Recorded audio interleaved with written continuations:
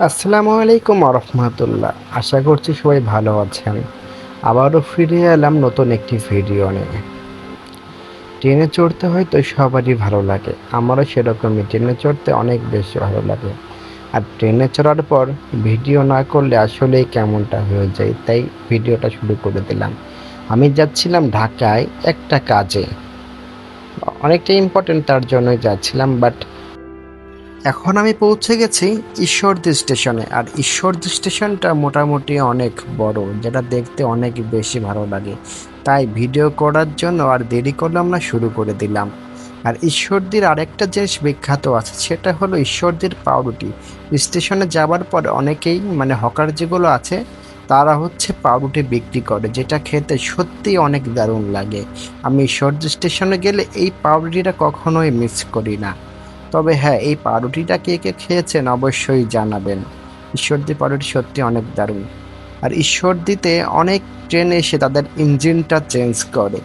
আর এখান থেকে অনেক ট্রেন অনেক জায়গায় ভাগ হয়ে যায়, তার জন্য কিন্তু এখানে অনেক ট্রেন লাইন দেখা যায়। আর এটা অনেক বড় স্টেশন।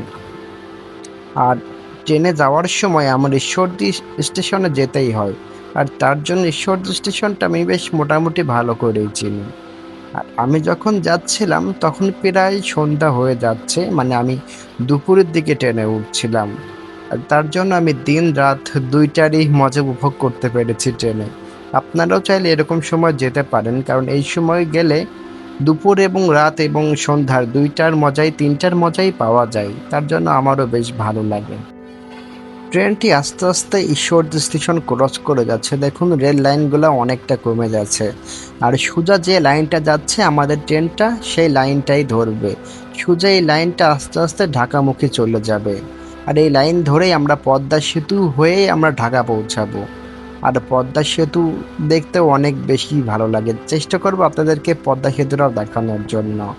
পদ্মা সেতু আসলে আমাদের কতটা উপকার করে সেটা জানি না, কিন্তু পদ্মা সেতুতে গেলে অনেক বেশি ভালো লাগে।